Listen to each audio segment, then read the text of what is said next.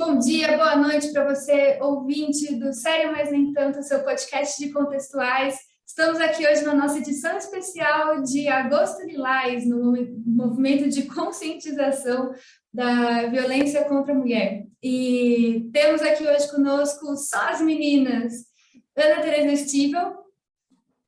Oi, gente, é um prazer estar aqui com vocês novamente.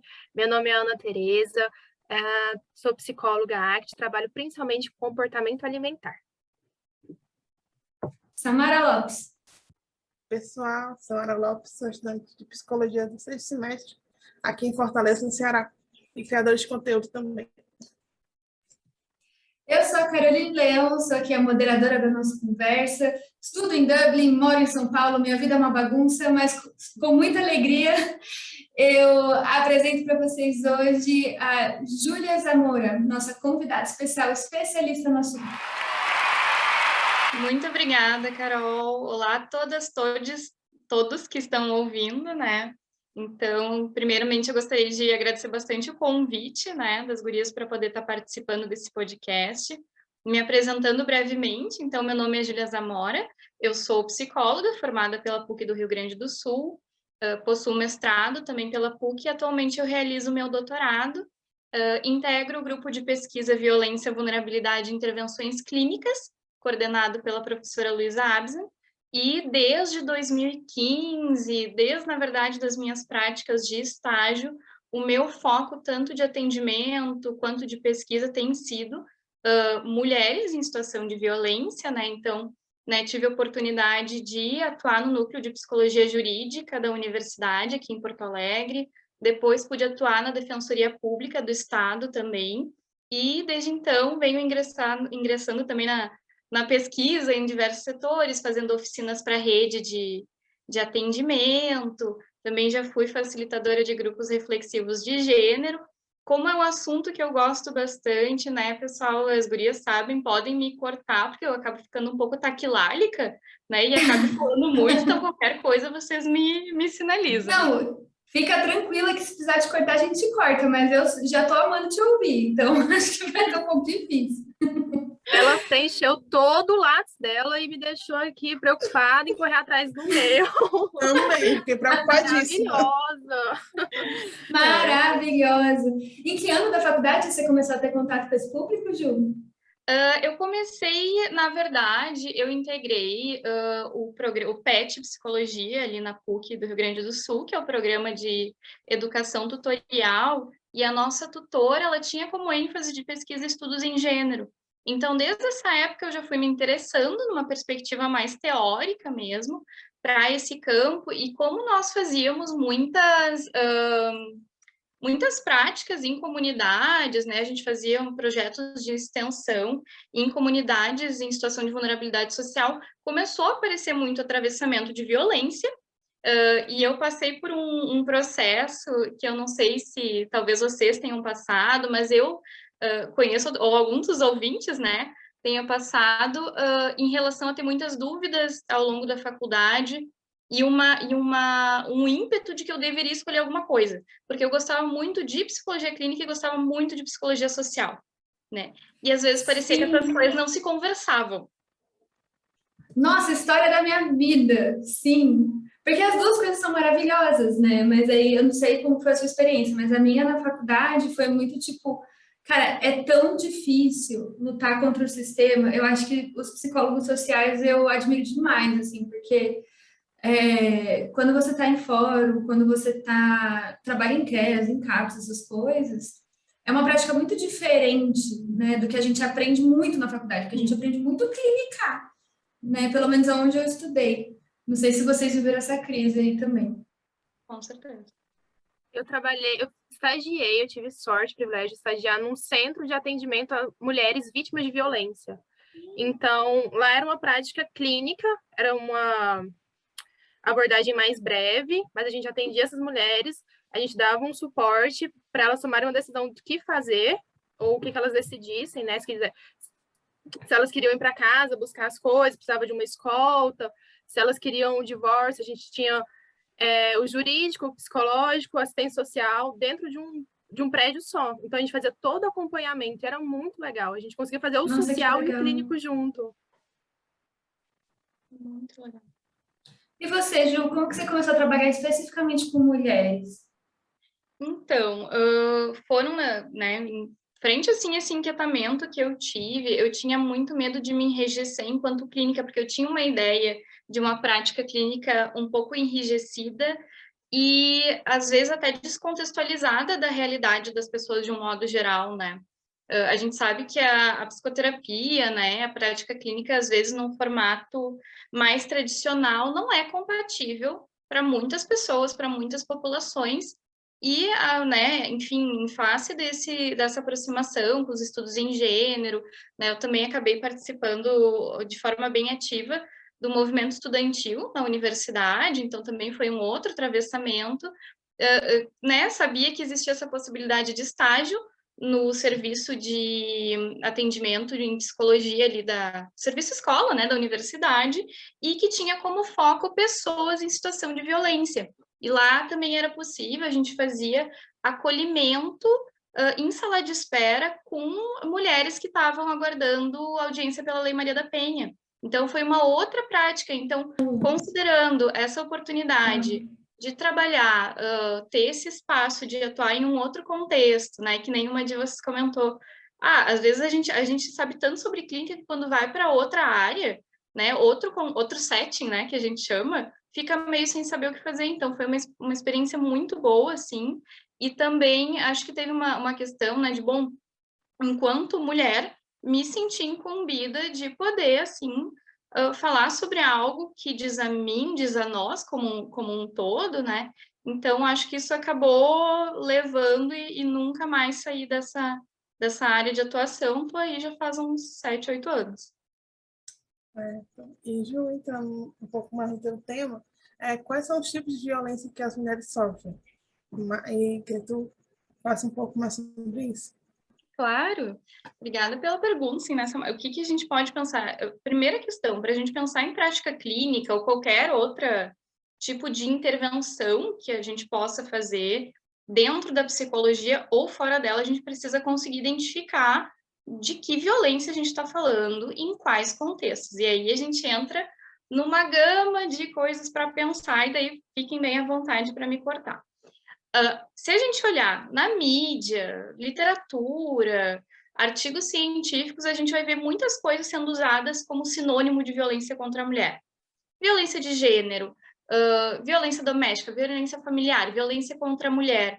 E a gente tem que pensar essas formas de violência numa perspectiva diferente, né? Considerando cada um desses fenômenos. Porque, na verdade, a forma como a gente se refere aos fenômenos, né, e aí a gente fala do comportamento verbal, né, a forma como a gente se refere aos fenômenos vai trazer muito de como a gente compreende eles. Quando a gente fala de violência de gênero, a gente fala sobre alguém ser discriminado pelo gênero que pertence. Isso pode acontecer com mulheres, com homens, com pessoas não binárias, né? Então, a gente está falando de uma perspectiva mais ampla. Quando a gente fala de violência intrafamiliar, a gente está falando daquela violência que acontece por pessoas que são ou se consideram aparentadas. Violência no ambiente doméstico é aquela, então, que vai acontecer no ambiente de convívio permanente, o nosso lar. E aí a gente tem que avaliar que muitas vezes a casa das pessoas não é o lugar mais seguro, né? Sim, desculpa. Eu lembro na faculdade, o meu curso era um dos poucos aqui em São Paulo que tinha várias disciplinas de psicologia jurídica. E eu lembro muito de um estudo que mostrava quanto mais próximo, maior a frequência de abusos sexuais. Eu não sei se isso se generaliza para outros tipos de violência, mas eu lembro que era tipo pessoas que mais abusam, pais, depois padrastos, depois irmãos e tios, enfim, vai expandindo, vai ficando cada vez menos frequente. A gente sabe que a violência sexual entra nisso tudo também, mas essas violências entram mais ou menos, tem mais ou menos essa lógica, quanto mais próximo, mais frequente? Não, ótima tua colocação, né, Carol? Porque aí a gente entra na questão da violência especificamente por parceiro íntimo, né, que diz sobre tu ter uma relação íntima, uma relação amorosa, afetiva, sexual, romântica, como a gente queira chamar, com outra pessoa. E aí a gente vai ter as tipologias, né, para até poder discutir um pouquinho, mas sim, né, respondendo a tua pergunta, o que a gente vê é que, por exemplo, a violência sexual e violência psicológica, elas são notoriamente mais perpetradas por pessoas que são dos vínculos próximos daquele sujeito ou daquela mulher, enfim. Então, por exemplo, no caso de crianças e adolescentes, tem um mito, assim, que a gente, né, de que esse tipo de violência acontece fora do ambiente de casa. Não, a maioria das violências sexuais contra crianças e adolescentes acontece por um membro da família, normalmente pai ou padrasto, né? Quando a gente fala também da violência sexual contra a mulher, essa violência também ela acaba sendo mais prevalente dentro do ambiente doméstico, né? Geralmente um parceiro, e aí tem um mito, né? De que em relações amorosas, enfim, não existiria violência sexual ou estupro, o que é uma grande mentira, né? E aí a gente pode pensar também que existe uma grande invisibilização, né? Comentando um pouquinho que a Samara tinha trazido, né, das formas de violência, o que a gente precisa saber? Quando a gente fala de violência contra a mulher praticada pelo parceiro, a legislação, né, a Maria da Penha, que agora em agosto está completando 15 anos, que foi um marco extremamente significativo, né? Ela vai tipificar 5 formas. Violência psicológica, ou seja, qualquer prejuízo à mulher, né? Que possa, de alguma forma, atrapalhar o seu pleno desenvolvimento, então humilhações, xingamentos, ameaças, restringir o direito de ir e vir, de alguma forma desqualificar a mulher de como ela é, impedir que ela use ou haja de tal modo, né, use alguma roupa. A gente está falando de violência psicológica. E essa é uma coisa muito interessante, vai ser a mais prevalente no consultório, na clínica. É o que a gente tem notado, e é também o que muitos estudos trazem, que a violência psicológica, ela seria a mais prevalente em qualquer contexto, porque se entende que não teria como tu passar por uma experiência de violência sexual sem passar por violência psicológica concomitantemente. Faz muito sentido. E quais são? Você falou que tinham 5, né? Porque eu acho que se a gente entrar agora nesse negócio de violência psicológica, a gente vai falar do resto. Então, tipo, Fé, conta pra gente quais são as outras, daí eu tô com 1000 perguntas já para fazer sobre violência psicológica, acho que as meninas também. Exato. Quando a gente está falando agora sobre violência sexual, né? Violência sexual é qualquer ação que possa forçar, constranger a mulher a presenciar ou manter uma prática sexual que ela não deseja. E aí a gente está falando, por exemplo, de forçar a mulher a vender o seu corpo, forçar, né? A gente não está falando de uma autonomia, e a gente entra em outra discussão, mas quando a mulher é forçada a isso, nós estamos falando de muitas vezes quando se fala de práticas de estupro, violência sexual, é muito comum se ter uma ideia de que estupro tem a ver exclusivamente com o uso de força física para ter uma resposta sexual ali, o que não é verdade, né? Sim, pode ter uso de força física, mas pode ter coerção também, né? E como é que essa coerção ela aparece? Em discursos onde às vezes esse parceiro fala coisas como né, já que tu não quer ir para a cama comigo, você é obrigado a procurar alguém na rua. Né? Então, tem muitas formas de se coagir alguém em relação né, que acaba resultando em uma prática sexual violenta. Além disso, uma coisa que é muito invisibilizada diz respeito à violação de direitos sexuais e reprodutivos das mulheres. Então, forçar a mulher à gravidez, ao aborto, não permitir uso de contraceptivos. Então, por exemplo, o cara que fala que não quer usar camisinha porque daí não é a mesma coisa. A gente está falando de violência sexual. Não permitir que a mulher tome pílula anticoncepcional tem a ver com violência sexual também, e que por vezes vai passar despercebido, né? E a importância de que não passe. Então, tem outra coisa também. Durante a pandemia, aumentou muitos casos. Então, eu queria que tu falasse um pouco durante a pandemia desses números, qual foi o tipo de violência mais que deu mais ênfase ainda psicológica. Eu acredito que seja a principal, mas que a gente falasse um pouco sobre essa questão desse período polêmico que ainda não acabou. Ainda tem mulheres que ainda estão em isolamento devido à questão de saúde também, né? Exato, sim, Samara. E o que se viu foi que houve um aumento, na verdade, a nível mundial, em termos de violência contra a mulher. Porque qual é o problema? É uma violência que acontece muito no ambiente privado. Se a gente for pensar, é muito mais difícil tu saber o que acontece na casa de alguém do que o que acontece num espaço que é comunitário, né? Então, por exemplo, normalmente... É mais fácil ser visualizado que existe uma violência quando a pessoa está indo trabalhar, quando a pessoa está vendo seus amigos ou familiares, quando a pessoa daqui a pouco tem que ir na unidade básica de saúde fazer o seu tratamento, e que a gente sabe que muitas pessoas deixaram de acessar esses contextos por conta do distanciamento social, que é extremamente necessário e foi ainda mais em um determinado momento. Então, ficou mais difícil acessar essas ajudas. E o que se viu foi uma discrepância muito importante de que os números de denúncias de boletins de ocorrência diminuíram consideravelmente, né, durante a pandemia. A mesma questão para notificação, né, porque os profissionais de saúde são obrigados a notificar esses casos, também diminuiu, mas, por outro lado, as denúncias do Disque 100 aumentaram do Disque 100 não, perdão, do Disque 180 aumentaram significativamente. E aí a gente tem que pensar uma questão. O Brasil... O 180 é aquele que liga, tipo, se alguém ouve, essa pessoa liga.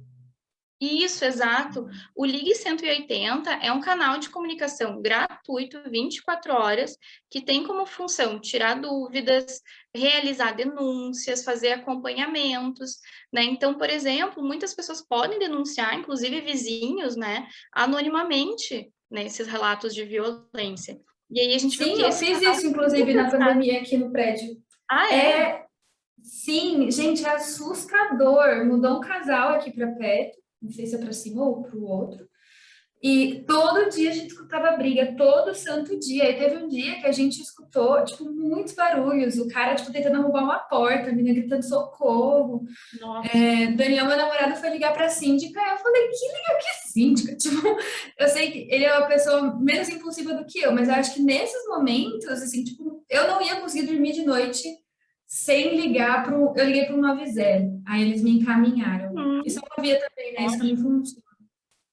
Isso, Mas Carol, mas é assustador, né? E a tua conduta, na verdade, ela foi excelente, porque o que acontece?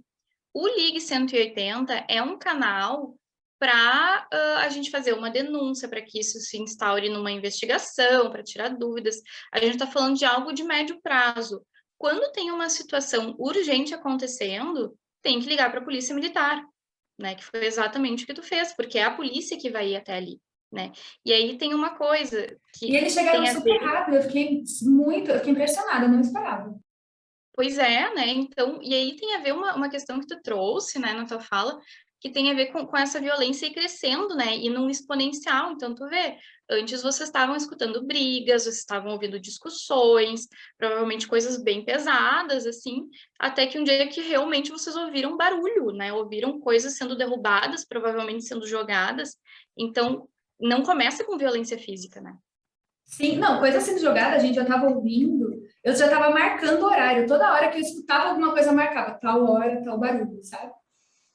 Porque eu fiquei, mano, eu estava atendendo, meus pacientes ouviam. Nossa. Aí, mas aí eu acho que nesse dia o pau quebrou de um jeito que eu falei, não, não vai dar. E, Júlia, eu tenho uma dúvida. Você acha que o que mantém uma mulher nesse ciclo de violência é principalmente aquele ciclo da violência? Do brigas, aí depois o romantismo, o parceiro falando que vai mudar, e de repente briga de novo e fica nisso? Ou você acha que são fatores socioeconômicos, psicológicos? O que você atribui a manter uma mulher nessa situação? Perfeito, sim, tua pergunta, Ana, porque eu acho que isso é uma dúvida de muitas pessoas. Na verdade, é tudo isso junto, né? Tem a ver com aspectos que a gente chama que são individuais, relacionais, comunitários, sociais, né? A gente está falando de contexto, de fato, né? Sabe quando a gente, nas terapias comportamentais contextuais, trabalha com fatores mantenedores da situação problema? Se a gente for pensar a violência como uma situação problema, a gente tem que pensar as diversas variáveis que contribuem. Então, nós temos esse ciclo mais padrão, né, mais conhecido da violência por parceiro, né? Então, né, expressões de violência, fase aguda da violência, lua de mel. Então, qual é o problema? O que mantém? Individualmente e relacionalmente falando, essa violência ela não começa, geralmente, com coisas expressivas, né? Ela pode ter ou não violência física, e muitas pessoas só reconhecem uma violência quando ela tem violência física, né? Lembrando que violência física é tudo aquilo que possa ferir a integridade do corpo da mulher, né? Então, pode ser um tapa, pode ser um soco, puxão de cabelo, enforcamento, atirar algo em direção a ela, pegar forte pelos braços, né? Então, isso vai progredindo, ao mesmo tempo, qual é o ponto? Muitas vezes essa relação não é sempre violenta, ela pode ter, inclusive, momentos bons, e isso deixa mais confuso ainda, né? Porque isso é um outro ponto. A gente não está falando sobre sofrer violência de alguém que tu não conhece, a gente está falando de sofrer violência de alguém que tu escolheu para se relacionar e fez um planejamento de vida, né? Ninguém entra num relacionamento para terminar, muito menos para sofrer violência. E isso é uma coisa... Então, tem uma coisa muito ambivalente em relação a esse parceiro. Ao mesmo tempo, claro, pode falar, Simone.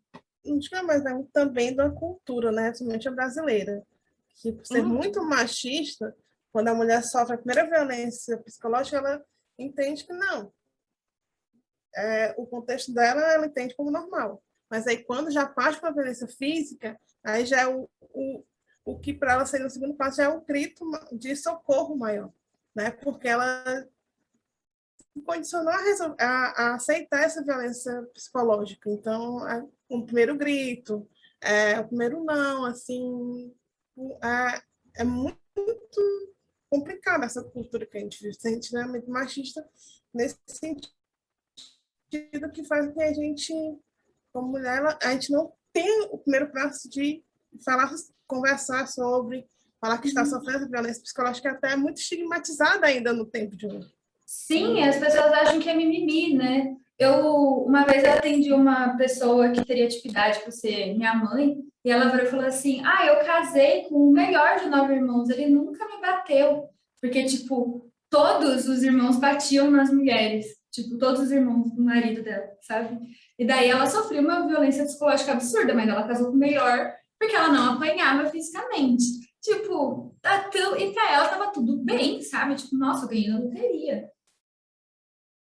Isso é outro fator mantenedor, a dificuldade de reconhecer certas práticas como violentas, né? Porque tem, às vezes, uma naturalização. Por exemplo, às vezes a pessoa vem de relacionamentos anteriores, ou mesmo na sua família de origem, que usava práticas violentas, ou tinha uma violência ali. Então, daqui a pouco, bom, se meu pai me batia para me educar, entre aspas, né, o limiar para reconhecer uma violência numa relação enquanto adulta pode ficar diferente.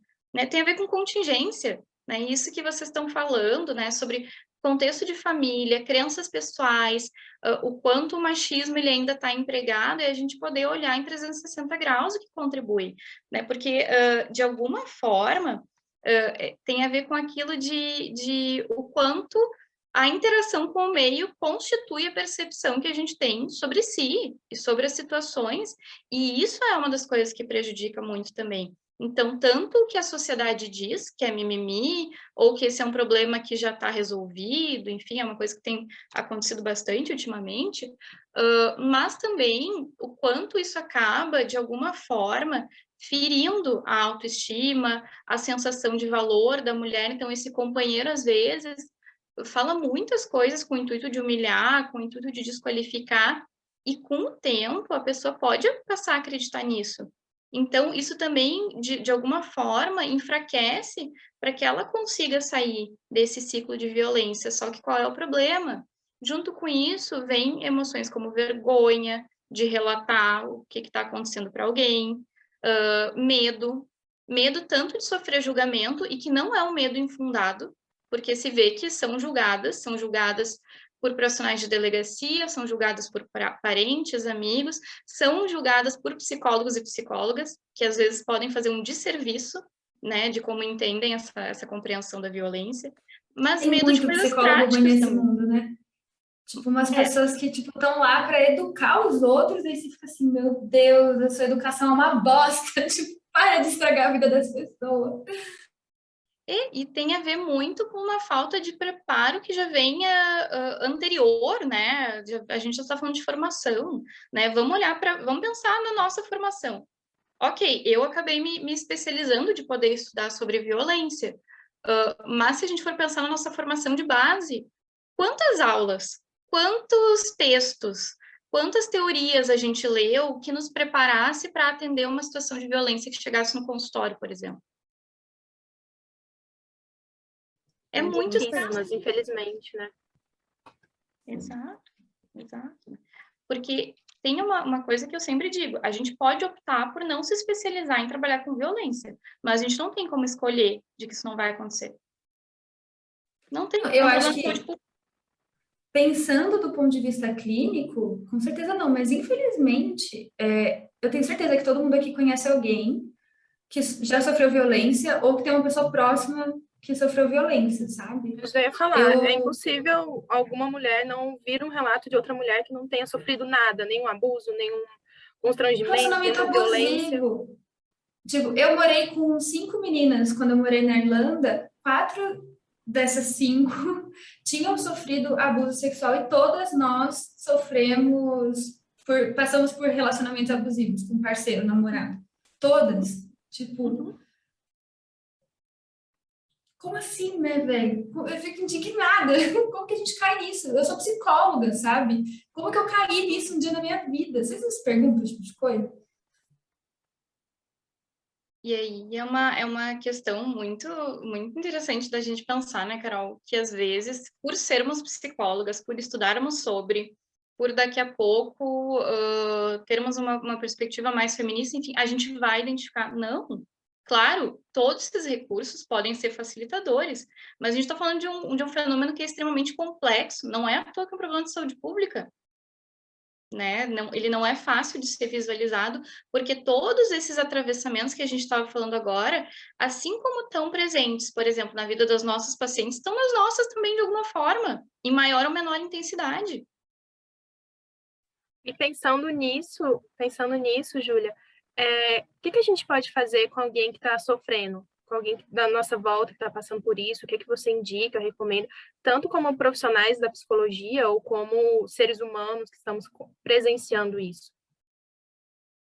Então, na primeira questão, a gente poder identificar, né, e até sinalizar para essa pessoa. Então, por exemplo, violência moral, violência moral são as tentativas de desqualificar aquela mulher para uma outra, para uma terceira pessoa, que agora, né, agora não, né, já faz um tempo, mas desde o boom das redes sociais, isso também acabou sendo feito muito virtualmente, né? Escrutínios públicos por conta de parceiros, enfim, a violência patrimonial, que é tu, de alguma forma, destruir, roubar, né? Ficar com bens da mulher, impedir que ela trabalhe. Então, a gente precisa reconhecer que essas coisas existem para além da violência física. E a gente pode sinalizar a nossa preocupação, né?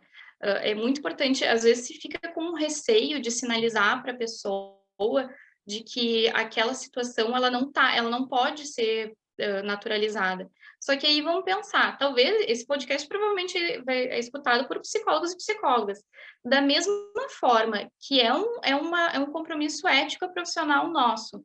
Sinalizar, por exemplo, quando a gente vê uma questão de risco de suicídio, por que com violência seria diferente? A gente está falando de risco. Né? Então, sim, a gente pode sinalizar, esse é o primeiro passo. Olha, estou vendo que tal coisa está acontecendo. A psicoeducação, no contexto de terapia, por exemplo, é super importante. Agora, tem uma questão que vai para além que é tanto da psicoterapia quanto da vida comum, né? Fora da realidade psi, que diz respeito à validação, aceitação, ausência de julgamento. Isso são prerrogativas básicas, por exemplo, quando a gente fala da terapia de aceitação e compromisso, quando a gente fala das contextuais de um modo geral, mas isso tem a ver com o fazer humano, né? Então, a gente nunca está em posição, por mais que a gente estude, de entender completamente como é a realidade daquele indivíduo. Então, eu posso intervir, eu posso propor uma reflexão. Primeiro passo é a reflexão, né? Como é que essa mulher se sente nessa situação? O quanto ela identifica que isso é problemático? O quanto ela tem desejo de que isso mude? E o quanto ela tem condições nesse momento para que isso mude? Mas tudo isso precisa ser feito muito empaticamente e livre de julgamento, porque elas já passam por muito julgamento e isso acaba sendo muito desmotivador.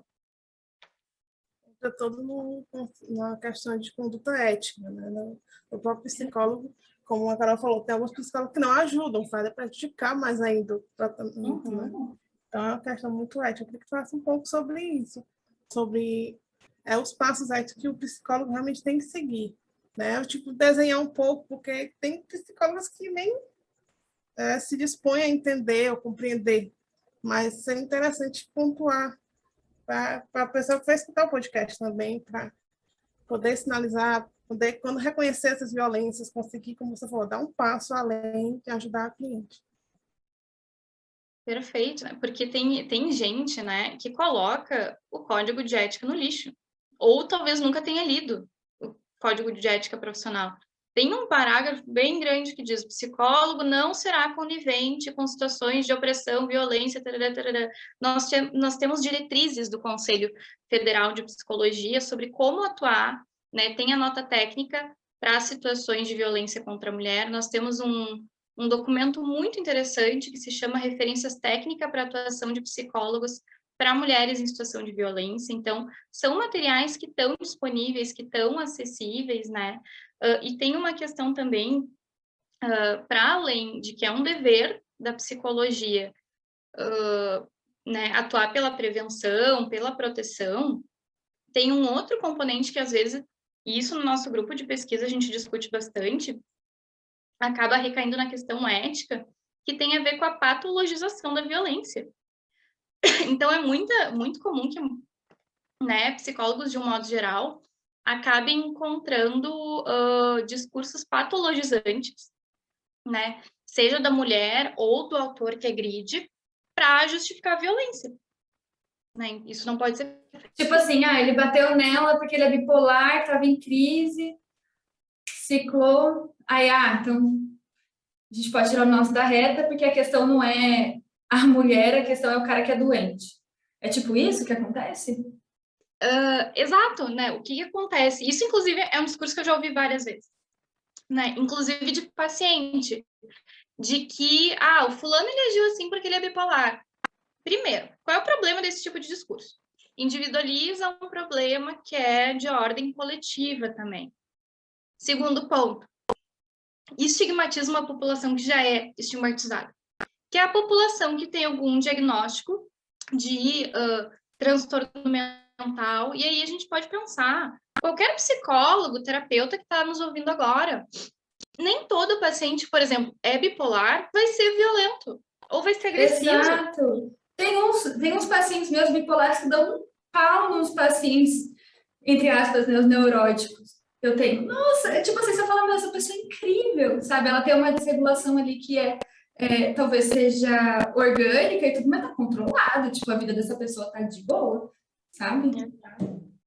Teve uma vez uma intervenção que eu fiz com uma paciente, porque ela batia muito nessa tecla do companheiro, ex-companheiro ser bipolar, e por isso que ele era, enfim, por isso que ele era agressivo. E a gente fala, e era uma pessoa instruída, assim, em termos de educação, enfim, violência contra a mulher, de um modo geral. E um dia, e ela batia tanto nessa tecla, isso fazia com que ela se colocasse muito numa posição de cuidado em relação a esse... que é uma outra forma de revitimização, né? Acaba sendo. Mas o que eu fiz com ela? Eu peguei os dados que a gente tinha à época sobre violência contra a mulher e peguei o DSM, por exemplo, a parte do transtorno bipolar, que era o que ela dizia. E né, no DSM nós temos a prevalência dos diagnósticos. E eu coloquei para ela olhar as duas coisas. Os números não batem, né? Se todo mundo que pratica violência tivesse um diagnóstico, um transtorno, bom, Então, literalmente, todo mundo tem alguma coisa, né? O que, com uma avaliação psicológica ou só no acompanhamento, a gente vê que não é o caso. A gente está falando de um problema que é estrutural, mas que, claro, pode se potencializar quando tem algum outro tipo de agravante. Eu lembro da minha professora de jurídica falando que violência doméstica é o problema mais democrático que existe, está presente igual em todas as classes sociais, assim, né? Tipo, não tem uma prevalência de, sei lá, pessoas que vivem em situações mais precárias são mais violentas, tipo, não existe isso. Então, acho que isso mostra muito, né? Tipo, a questão da nossa cultura, que é uma bosta mesmo. E aí, Hoje a Carol tá brava. Eu fico puta, cara. Eu fico puta com esse assunto, porque eu vou lembrando de muita coisa. E tem uma questão, assim, é um fenômeno muito democrático, mas que vai aparecer de formas diferentes nos diferentes contextos. Então, por exemplo, o que se vê, por exemplo, mulheres de classe média alta ou classe alta podem ter uma maior dificuldade de confrontar situações de violência ou mesmo denunciar, porque às vezes tem toda uma questão de status, onde elas são, às vezes, reforçadas para que não se faça. Né? Então, o que vão pensar de ti se tu for denunciar o mesmo? Não, a gente não precisa nem falar de denúncia. Se tu te separar do fulano. Gente, isso ainda é uma coisa reproduzida inclusive pelas famílias, a gente já cansou de ouvir. Né? O que vão dizer de ti divorciada com 2 filhos? Né? Então, tem isso, e tem uma outra questão que no nosso grupo de pesquisa a gente já viu muitas vezes que tem um fator de risco, porque, claro, às vezes o simplesmente terminar a relação já pode ser muito protetivo para acabar com a violência, mas nem sempre. Tem parceiros que vão continuar sendo violentos, vão ter ações muito agressivas. Mas o que a gente vê é que, por exemplo, quando esse parceiro tem uma condição financeira elevada ou um status, por exemplo, é um médico respeitado na cidade, é o delegado do não sei o quê, é amigo do delegado, é promotor de justiça. Tem uma relação de poder aí muito forte que acaba sendo um outro obstáculo muito difícil. É o patriarcado, né, Júlia? Exato. A gente já teve caso de ter que organizar da pessoa sair do país, porque era o único recurso para ela poder se livrar do cara. Né? Agora, Então, mas sair do país é um recurso, assim, chiquérrimo, né? Eu fico pensando, chiquérrimo. Eu fico pensando no pessoal que, tipo, o que a gente faz com as mulheres? Onde a gente enfia esse pessoal, sabe? Tem vezes que eu fico pensando, cara, se essa mulher termina com esse cara, quão antiético seria eu receber ela na minha casa para ela poder sumir da vida desse homem, sabe? Tipo, porque não tem pra onde a pessoa ir, às vezes a pessoa sozinha no mundo, sabe? Mas não aqui no estado de Goiás, a gente tem uma casa-abrigo para acolher só as mulheres e a família. Então, quando a mulher quer fugir dessa situação, a gente fugir literalmente, porque ela realmente foge. Tem mulheres que montam um plano de fuga, é incrível, sabe? Ensina para a criancinha, pensa todo o desespero que ela está sofrendo, ela monta um plano de fuga para fugir elas e os filhos, ou então se tem cachorro, como é que vai carregar o cachorro? Tem todo um sofrimento. Aí primeiro ela foge, a gente coloca no abrigo, depois a gente volta na casa dela sem o agressor, pega tudo que ela quer, com calma, ela escolhe as coisas dela. Mas, graças a Deus, aqui tem essa casa de acolhimento à mulher. Pode ter lugares que não tenham, né? E ficam realmente expostos, vulneráveis, e perde todas as coisas. Então, assim, é uma loucura. É horrível isso. Exato, né? E assim, aí entra duas questões, assim, para a gente pensar. Isso que vocês estavam falando de que dá vontade de, né? Parece que bom, então eu vou ali né, vou trazer ela para minha casa, dá vontade mesmo, né? Mas a gente não tem como. Mas tem uma questão também que aí diz respeito ao atravessamento de classe, né? A gente está falando agora da problemática da mulher que tem um status econômico mais favorecido, e aí vamos pensar de quem não tem esse acesso. Uma coisa é tu tá com um advogado particular para, né, fazer um processo criminal contra esse parceiro ou para se separar, né, e guarda dos filhos e essa coisa. Outra coisa é tu ser mediada pela Defensoria Pública porque não tem condições. E a Defensoria Pública faz um excelente trabalho. Mas a gente tem que considerar que é uma instituição pública que tem uma demanda elevadíssima, então o nível de assistência ele não vai ser igual, né? Ou, por exemplo, outras coisas que a gente pode pensar. Ela teve que sair da casa né, que ela morava com um companheiro. Como é que ela faz para alugar um lugar para ela e para os filhos? Né? Às vezes esse companheiro acaba sendo provedor financeiro da família. Muitas vezes porque não deixou ela trabalhar, enfim. Ou tem uma outra questão. Vamos pensar assim. Mulheres que moram em comunidades que têm conflito com o tráfico. Aquilo que a gente estava falando no início do podcast, né? Ouvi a minha vizinha ali, tá tendo uma violência, tarará, vou ligar para polícia militar. Assim, né? Situação de urgência. Tá, mas a polícia militar não vai subir na comunidade que tem conflito com o tráfico. E aí, como é que fica? Né? Então, a gente tem esses atravessamentos, e esses atravessamentos vão aparecer na clínica também. A própria questão do abrigamento, né? Nós temos os abrigos que eles fazem parte da política pública de enfrentamento à violência contra a mulher e que, né, estão muito em risco atualmente, mas mesmo os abrigos, eles não têm condições de dar conta, né? Normalmente é isso, a gente tem um abrigo especializado por capital, isso quando as capitais têm. Aqui em Porto Alegre a gente tem também a Casa Viva Maria, que foi uma das primeiras do Brasil, mas é uma casa que conta com capacidade para acolher 11 famílias, porque elas podem levar os filhos também. 11, né? Então, como qual que é a prevalência de violência doméstica que a gente estava vendo? Exato. Qual que é a prevalência na população? Tipo, com certeza em Porto Alegre tem mais de 11 famílias, sabe? Poderiam ser beneficiadas desse programa.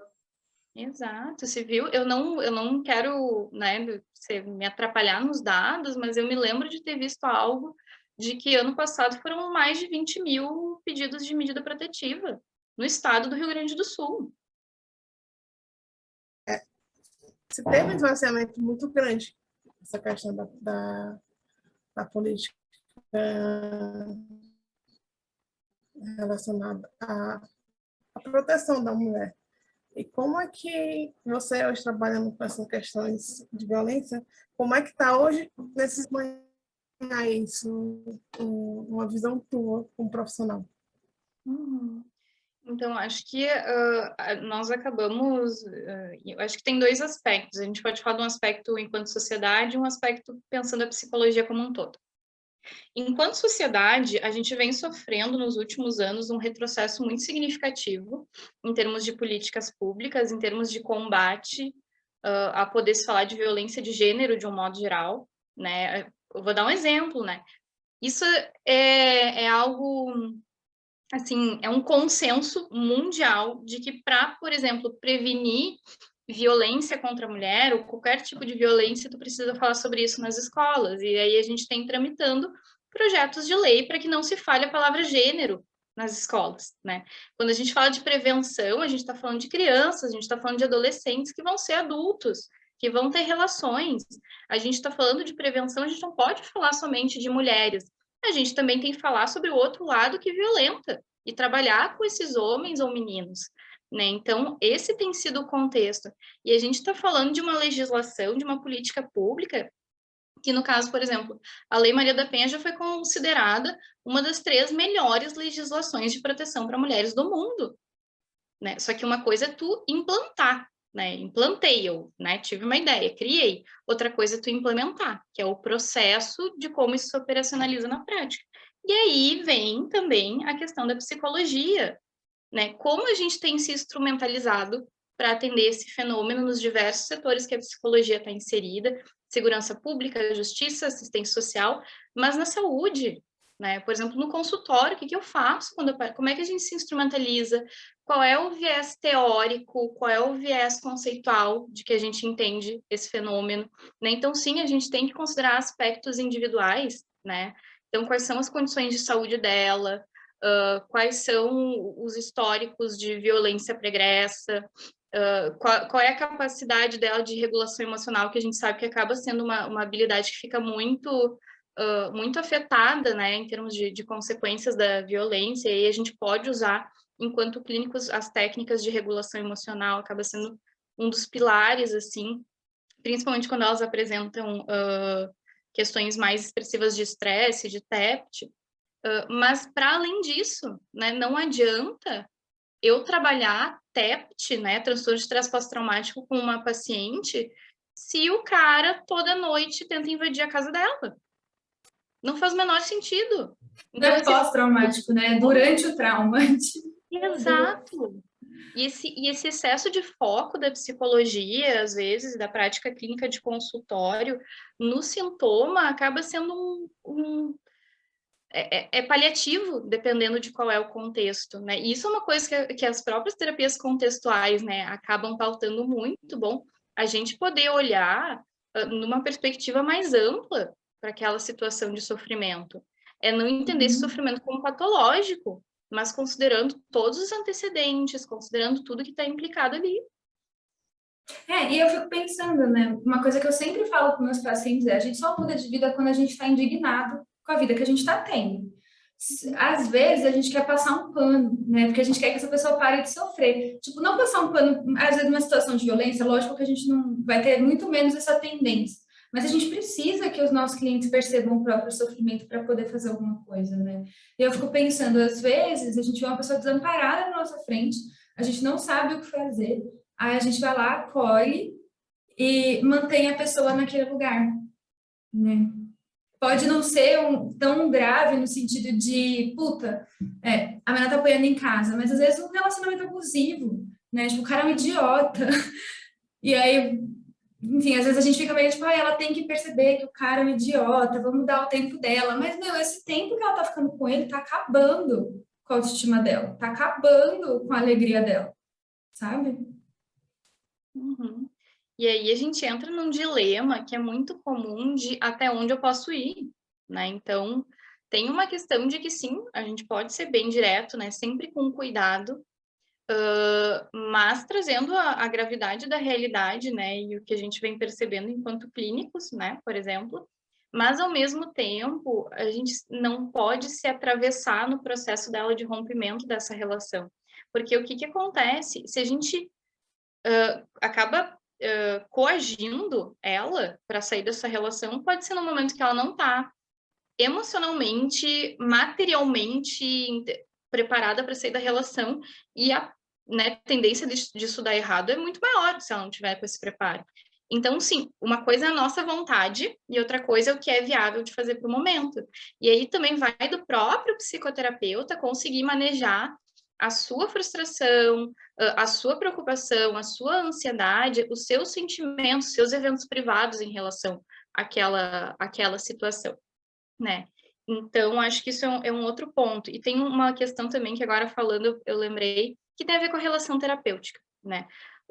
A gente vai ter uma limitação, mas às vezes sim, a relação terapêutica, a psicoterapia, ela pode ser uma psicoterapia de suporte, que ela não vai ser resolutiva, porque a gente está falando de um fenômeno que é complexo. Então, também não, né, a gente tem que cuidar para não se responsabilizar de resolver a vida dessa pessoa.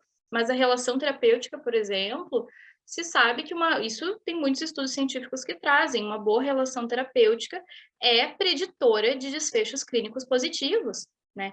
E aí tem uma questão, e aí todas nós estamos falando, enquanto psicólogas mulheres, de a psicoterapeuta, que é mulher, não fazer uma diferenciação na sua condução clínica, na sua fala, na sua prática, entre elas que sofrem violência e eu, psicóloga. Não, estamos falando de nós mulheres, né? Então, uma coisa que a gente sempre comenta é poder dizer, né, quando a gente for falar de machismo, né, nós mulheres, né, porque Então, buscar essa aproximação, porque senão também a gente acaba, né, se ignorando um processo onde a gente também está inserida e distanciando aquela paciente de nós, né? Fica um processo mais médico, né? Tipo, médico e paciente. Você tem essa demanda, a gente tem que fazer isso para curar. E eu acho, assim, como mulher não psicóloga, o meu maior medo, quando eu vejo amigas passando por esse tipo de relacionamento, é como que eu vou falar isso para minha amiga sem que ela fique com raiva de mim, porque ela não está pronta para enxergar. Nossa, é um rolo quando você vê sua amiga sofrendo, você não pode fazer assim, sabe? Você está enxergando, você está tentando, mas ela ainda está com os olhos vendados e você fica tentando. Mas gostei muito da sua dica, né? De como de chegar com um pouquinho, de mostrar os dados, de falando algumas coisas para ela e percebendo. Assim como psicólogo, né, a gente não pode falar, olha, você está passando isso e isso. Cada paciente tem o seu processo. Então, a gente tem que dar as ferramentas para a pessoa chegar nesse processo, chegar ali onde precisa alcançar, né? No tempo dele. Não adianta querer que seja no meu tempo, por mais que doa e que eu sofra com isso. Exato. A gente não pode ter uma prática prescritiva, né? Pura e simplesmente, assim. E tem uma questão, assim, de que é interessante da gente pensar que tem a ver com como a gente lida frente a uma situação problema, né? Seja nossa ou do paciente, né? Então, coisas bem básicas. Luta, fuga, esquiva, né? Às vezes, no intuito de resolver uma situação, eu posso estar tentando, enquanto psicoterapeuta, esquivar do meu desconforto, ou da minha preocupação, ou do meu medo frente ao que pode acontecer com aquela paciente. E isso também é algo que a gente trabalha, né, com o paciente, mas também não trabalhar, né, mas que a gente tenta, né, sinalizar de alguma forma para as pessoas que são dos nossos vínculos próximos, amigas, olha, percebi que toda vez que o fulano fala assim contigo, tu te encolhe, não sei o quê. E tem uma coisa que a gente pode fazer também, que é muito básica, que é a gente perguntar no que a gente pode ajudar, né? Então, às vezes a gente quer ter uma coisa, assim, super elaborada, né, já resolver a vida daquela amiga, a gente pode perguntar o que ela precisa. No que nesse momento eu posso te ajudar? Pode ser que o que ajude é ela ter sempre alguém para conversar. Ok, posso tentar ser essa pessoa. Ou daqui a pouco ela precisa de uma coisa bem prática. Eu vou sair de casa, preciso que tu me ajude, vá me buscar de carro para pegar as malas ou vá comigo na delegacia.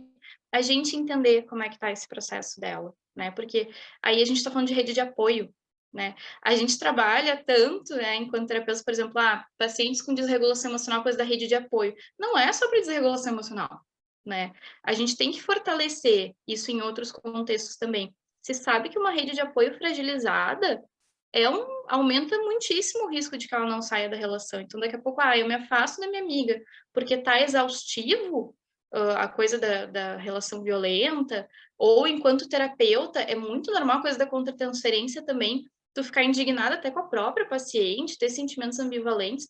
Não, eu sou rede de apoio dessa pessoa, né? Eu tenho que estar ali mesmo que daqui a pouco ela não tenha o comportamento que eu espero, ou que eu gostaria que ela tivesse. Sim, e a gente tem esse privilégio, né, de poder ser rede de apoio, incentivar outras redes de apoio, que é isso, né? Às vezes a pessoa só tem aquilo para se agarrar. Se você tira aquela relação, sobra o quê? Aí você, né? E aí, quando a gente vai falar de valores, quando a gente trabalha com arte, a gente vai sempre tentar olhar para outras coisas que dão sentido para a vida dessa pessoa e mostrar para ela: ó, tá faltando tudo isso aqui na tua vida. E se a gente correr atrás? Não tô falando para você terminar com esse idiota. E seus amigos? E aquela coisa XY que você gostava de fazer? Tipo, bora fazer? Né? É surpreendente o efeito que isso pode ter, né? Perfeito, cara. Isso é uma coisa até que eu ia comentar, né? Sobre, bom, a gente pode trabalhar com valores, né? Numa perspectiva bem clínica ou numa perspectiva do dia a dia, né? Porque isso é uma questão, né? A minha formação inicial é enquanto terapeuta cognitivo comportamental e, posteriormente, para ampliar minha prática clínica, eu fiz especialização em terapias comportamentais contextuais e eu vi a potência que tem da gente poder trabalhar valores, porque isso é interessante, né?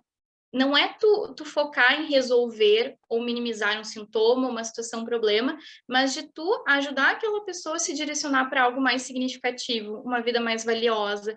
Então, poder olhar para aquela vivência que é saudável, que é protetiva. E na psicologia, a gente tem muito essa mania de olhar para o que está mal, para a disfunção, para o que não está bem. A gente precisa olhar para o que é potencialmente saudável. Se daqui a pouco um valor para ela é, eu quero voltar a trabalhar, eu quero poder investir na minha educação, eu quero voltar para a faculdade, eu quero concluir meu ensino médio. Bom, vamos pensar nisso, porque isso também é fortalecedor.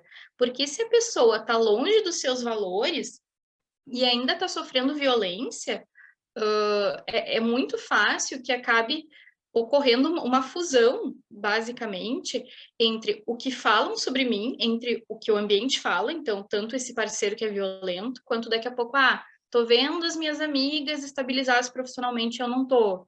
Eu sou tal coisa. Então, é também do processo terapêutico a gente trabalhar essa difusão, né? Então, são vários elementos que a gente pode ir pensando e que também atuam como um fortalecimento, né, de alguma forma. Eu costumo pensar assim que um homem abusador ou agressivo parece uma aranha, sabe? Vai jogando a teiazinha e vai te jogando e jogando e vai te prendendo num casulo e acaba que você esquece, você não consegue se ver além, né? Você não consegue ver o que está por trás disso, o que está acontecendo. E a mulher também tem uma questão social que ela parece que se fragmenta, né?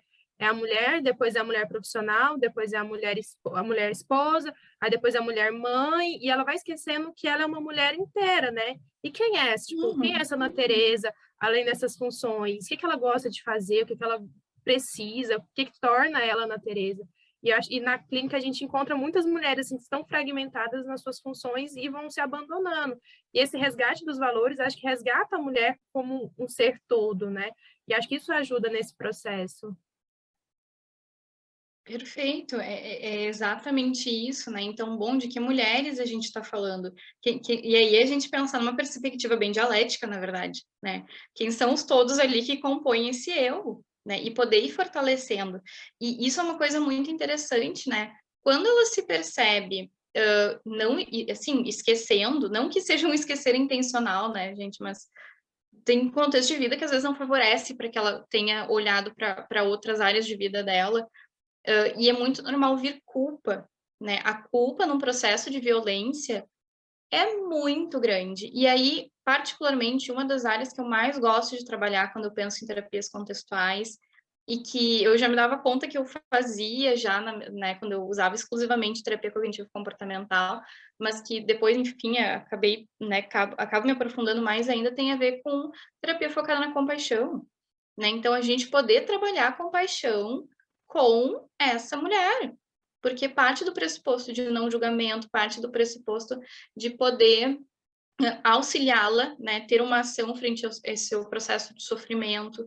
Então, para que ela vá desenvolvendo essa autocompaixão também. Então, as práticas, né, as técnicas, as vivências, a perspectiva diferencial, o que é autocompaixão, o que é autoestima, né, tudo isso é de extrema importância e vão fazer parte desse processo também quando ela se percebe em falta de alguma forma com ela mesma, porque não é uma falta desejada, não é uma falta intencional, é uma falta que envolve um outro que também ajudou a colocá-la nessa posição e envolve às vezes um sistema político, econômico, social, de serviços que também não colaborou, né? Então tudo isso a gente tem que auxiliá-la para conseguir visualizar, mas claro, dentro do possível ir retomando para que ela vá de encontro aos seus valores. E Ju, se você pudesse deixar uma frase para essas mulheres, que frase seria essa? Pergunta difícil, né? Porque acho que vai muito de pessoa para pessoa, né? Mas acho que uma questão que a gente precisa muito reforçar, né? É que a tua história anterior não define o teu futuro. Eu acho que isso é muito importante, porque se tem essa ideia, né? De que, bom, que aconteceu comigo, então eu sou assim, eu vou ser sempre uma mulher vítima de violência, violentada. Bom, o nosso passado não é necessariamente um preditor de futuro. Tem uma outra questão que também é muito importante ser lembrada: não interessa o que aconteça, nada justifica uma situação de violência. Não existe uma resposta, de um modo geral, principalmente quando a gente fala de relações íntimas, que justifiquem a violência como uma resposta, né? Então, ninguém é culpada por sofrer violência e todo mundo, em algum nível, mesmo que tenha tido essa experiência, tem a possibilidade de ter um planejamento de futuro para além da violência. Essa mulher que está sofrendo violência não é exclusivamente a violência que ela sofreu, né? E que ela não precisa fazer isso sozinha, né? Ela pode acionar uma rede, seja uma rede pessoal, a sua rede social de pessoas, que pode ser família, amigos, colegas de trabalho, vizinhos, ou a rede formal, né? Então, que ela possa também pedir ajuda, né, se ela estiver passando por uma situação assim. Nossa, que forte, que lindo. Que mexida. Foi bom te ouvir. Muito bom. ouvir esse apoio que você dá, esse suporte, e esclareceu tanta coisa pra gente, né? Essa é muita coisa.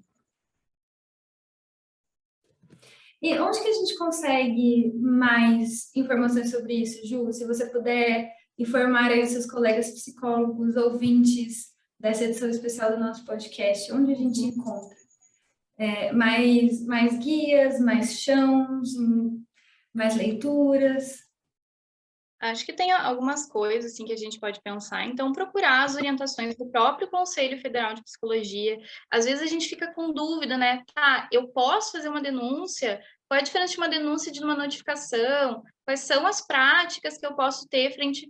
Nós temos documentos técnicos para isso, né? O Referências Técnicas para Atuação de Psicólogos, é um material muito completo. Nós temos diretrizes que orientam sobre, né? Uma coisa que é muito importante também, né? É que a psicologia clínica, a psicologia de um modo geral, possa se basear em práticas baseadas em evidências científicas.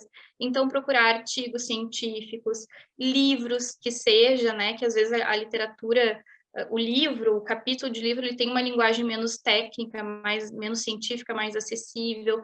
Procurar grupos de pesquisa, né? Agora os grupos de pesquisa, muitos têm páginas nas redes sociais, o nosso grupo mesmo, o GPVIC, da PUC do Rio Grande do Sul. Então, a gente está sempre colocando... hoje mesmo, eu vim daqui saindo de um evento que nós fizemos de 4 horas sobre violência contra a mulher. Então, eventos que estão gratuitos, que são abertos para todo o Brasil, publicações de livros, de capítulos. Nós vamos lançar um livro agora, eu e a minha orientadora, que o nome é Contribuições da Psicologia para o Enfrentamento da Violência contra a Mulher, Aportes Teóricos e Práticos, então logo vai estar sendo lançado.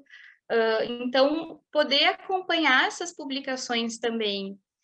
E, claro, né, existem os meios mais que não têm a ver com uma perspectiva de pesquisa, necessariamente, mas que são feitos por organizações, então, organizações sociais, ONGs, né, temos sites que têm materiais muito interessantes, então, a Agência Patrícia Galvão, a própria, né, a própria comunidade ali da Maria da Penha, né, nós temos também o Mapa do Acolhimento, que é uma organização que tem a nível nacional para construir uma rede tanto de assistência jurídica quanto de assistência psicológica, todo o Brasil. Então, eles estão sempre alimentando também com materiais, ONU Mulheres, Organização Mundial da Saúde. Então, todos esses locais são locais onde a gente pode buscar por mais material, né?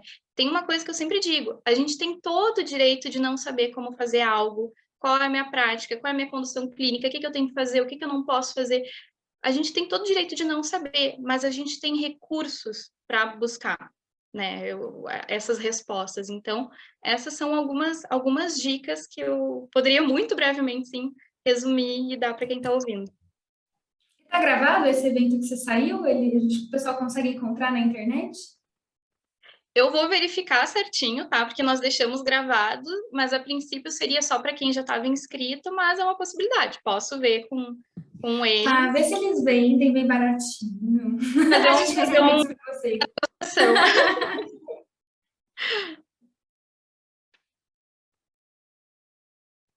Gente, eu acho que por hoje é isso, né? Eu queria dar aí a palavra para as meninas, Samarinha, Ana Tereza, se despedirem de você, Ju. Eu também vou fazer aqui um fechamentozinho, uma declaração de amor, mas vamos aí, meninas. Pode ir, Aninha. Bom, Júlia, eu queria te agradecer pelas dúvidas que você esclareceu aqui, pelo seu tempo. Eu também queria deixar para as mulheres que estão nos ouvindo, se você está passando por qualquer tipo de violência, que a Júlia explicou direitinho para a gente, não se sinta vergonha em procurar, se fortaleça no seu tempo, quando você conseguir, mas não se mantenha num lugar onde está te podando, onde você não consegue ser você na sua melhor essência. É difícil, é doloroso, mas quando você conseguir sair, você vai ver que foi o essencial.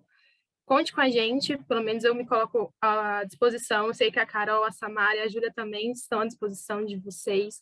Nós queremos que toda a nossa comunidade feminina se sinta livre, se sinta em paz, se sinta feliz. Muito obrigada, Júlia, foi essencial. É sempre essencial ver uma mulher tão forte defendendo outras mulheres. Gratidão. Mas eu faço as minhas palavras a Janinha, né, que nós mulheres temos que nos fortalecer cada dia e continuar sendo rede de apoio uma da outra, para que a gente consiga continuar vivas cada dia que passa. Então, muito obrigada, Júlia, às meninas, pela companhia do podcast. É isso. Você, Carol. Eu tô terminando muito com o coração quentinho. Na verdade, eu tô com um sentimento misto de coração quentinho e muitas preocupações, né? Porque não dá pra gente ouvir tudo isso e não ficar pensando, puta, o que será que tá acontecendo naquela comunidade aqui perto de casa agora, né?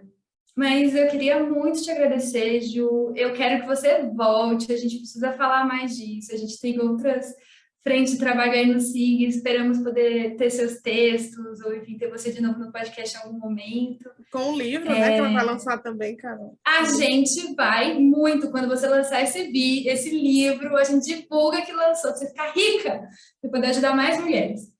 Mas eu queria também agradecer os caras que ouviram até aqui, né? Eu acho que é total fora da zona de conforto escutar 4 mulheres falando sobre violência doméstica. Parabéns por fazer a sua parte. Infelizmente, né? Isso é só o mínimo de alguma coisa. A gente sabe que a gente tem muita coisa para mudar, mas eu acho que essa conversa pode ser um bom começo para muita gente. Então, obrigada, Ju, por reacender essa esperança. Lembrar da gente, do poder que a gente tem como terapeutas, como mulheres na vida dos outros, enfim, foi muito enriquecedor. Então, gurias, muito obrigada, né? Sempre podendo lembrar que é uma construção coletiva, né? Eu venho numa posição de técnica, né? De um lugar que também é privilegiado em termos de academia, em termos de formação profissional, e que a gente possa também construir com o saber popular eu digo das mulheres que não estão em espaços de privilégios, porque elas também podem nos ensinar muito, lugares onde a academia, onde o saber psi não alcança, mas que podem ser igualmente importantes. Fico super à disposição para novas trocas, né? Fico muito feliz com a iniciativa de vocês de trazer esse tema para a prática clínica, para a reflexão de psicólogas e psicólogos, e também pela iniciativa do podcast, né? Que eu acho que a ideia é justamente tornar as discussões sobre psicologia mais acessíveis, né? A gente poder usar os diversos recursos que a gente tem.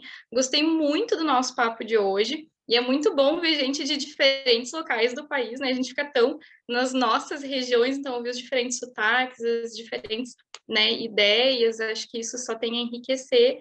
E sim, é um sentimento misto, né? Eu acho que a gente sempre sai um pouco fortalecida, né? Quando vê outras profissionais e outras mulheres que estão nesse engajamento também de enfrentamento à violência contra a mulher, mas claro, né, ainda temos muita coisa a fazer, estamos em um período muito, por N motivos, muito preocupante, em termos, né, para a gente conseguir coibir esse fenômeno, então o sentimento ele é misto, né, é reconfortante, é fortalecedor, mas ao mesmo tempo ainda tem uma indignação que ela é necessária para nos mover. Sim. E muito obrigada para você, ouvinte, que nos acompanhou nessa edição especial. E nós nos vemos no próximo episódio de Sério, Mas Nem Tanto, seu podcast de contextuais. Até a próxima!